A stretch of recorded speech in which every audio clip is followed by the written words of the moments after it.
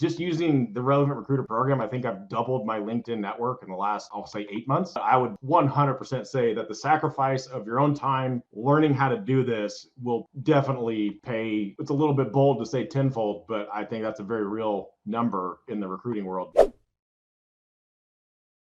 Through Q4 and like Q1, the Relevant Recruiter stuff, I really started seeing the impact attack social media a little bit harder than just the basic occasional post on LinkedIn. So we're doing some things that are more proactive on our end too. But I would definitely say that the practices of what we have in place now are continuing to fill the back end of connections, those connections that turn into potential candidates. I've got the jobs that I know I'm recruiting for, but it's through these other campaigns and even in other parts of the country that I'm not actively recruiting yet. But I'm like, I know I'm going to need my network to be there eventually. I'm getting candidates out of those areas just by passively basically just asking like, hey, my introduction is this is who I am, this is what I do. That's the biggest thing, is it keeps filling the pipeline on the back end while I'm recruiting heavily on the front, keeps candidates coming in that I can market, on jobs that I don't specifically have, but I can find jobs for people. So between the bringing in candidates that I can market for opportunities, bringing in candidates that are direct people for the jobs that I am recruiting for, and just having that general appearance and, letting companies know this is who we are, this is what we search for, this is where our niche is. We get phone calls from companies saying, we see you, how we need help. What would you say for you when you first kind of went on the content journey? Like, what was the biggest kind of obstacle or challenge that you were going through? And with my internet marketing background, I know the value to it, right? Right.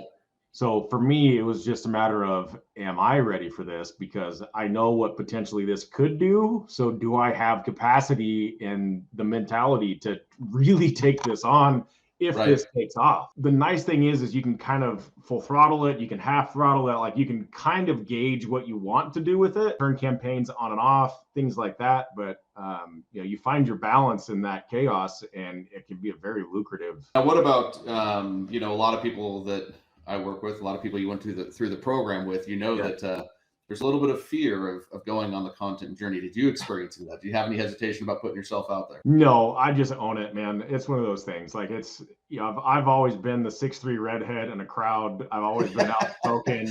I've worked in outside sales, so being in front of people is not really a problem for me. Like, I just try to be as genuine as I can and talk with the people that we're looking to connect with, and just have those real conversations and be a real individual in those conversations. And there's an aspect where I'm also comfortable with it, but I know where my skill sets lie. So I find other people that find where my weaknesses are and say, okay, we're building a team here. We're going to fully commit to this thing. And recruiting can be a very lucrative business. So if you can justify the cost of bringing on a social media manager or somebody that can help you with editing videos, I mean, those things that just take time that I'm not a professional at. If you make one placement, it pays for it. It's hard to not justify it. But a tool that I utilize a lot is every time that I make a placement, I wait obviously until that person starts and everything is good, but I reach out to that person. I say, hey, I really appreciate you being willing to work with me as the candidate. The only thing that I'm going to ask of you is if you can write me a LinkedIn recommendation about your experience of working with me, how the process was. Like, almost every engineer's talked with another recruiter. So what made me different to you? And why did you decide to work with me in this opportunity?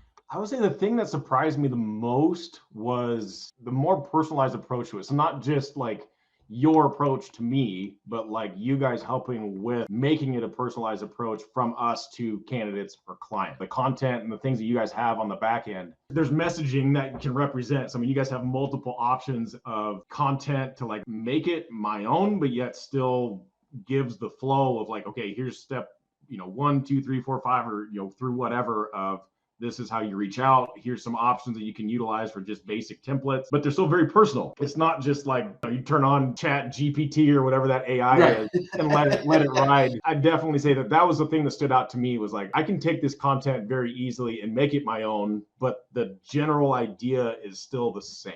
The feedback that I've gotten for both candidates and companies, did a post a little while ago. I think it's the one that it was basically a post of exactly the type of people that I recruit for, have my niche within, know my network is, and it's those 5 to 20 year civil and geotechnical engineers. Feedback from that was, I got probably six or seven phone calls from companies just off of that one post saying, hey, that's exactly who we're looking for. How can you help us? And I mean, at first I was like deer in headlights, like, I wasn't expecting to get this much out of this. Like one, maybe seven, one of those things of like, I looked at it as a cost, right? It's like as a business owner, especially as a newer back into this world, I was like, okay, how can I justify the cost of doing something like this? After I ran the math, I was like, man, this thing makes me one placement and I'm paid for this for 2 years, essentially, is where I kind of ran my own math. I was like, well, crap, it might take a little bit of time to implement, but I would 100% say that the sacrifice of your own time learning how to do this will definitely pay. It's a little bit bold to say tenfold, but I think that's a very real number in the recruiting world to be able to say, okay, I can fill my pipeline with both clients and candidates, and it's kind of automated. I mean, you still have to personalize it and put your time into it, but I mean, if it's feeding your pipeline for you of candidates or clients that are directly within your market, I mean, that's, to me, that's priceless.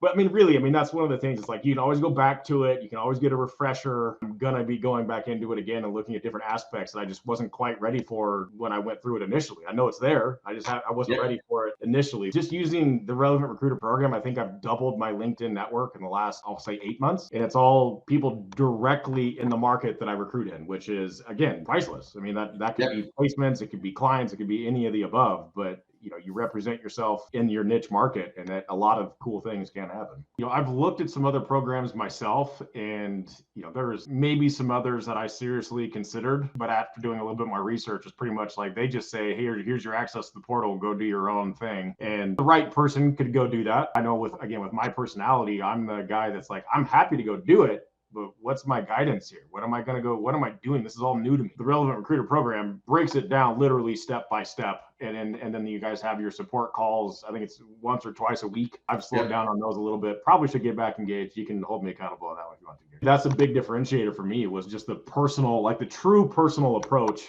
of this. And the space that you're in, the recruiter space, it's still a niche space, but I mean, recruiting is still recruiting at the end of the day, and everybody's individual section you speak to. I mean, the same practices are going to work, whether you're looking for nurses or construction people or engineers or whatever else you're recruiting for. The practices are there and are genuine.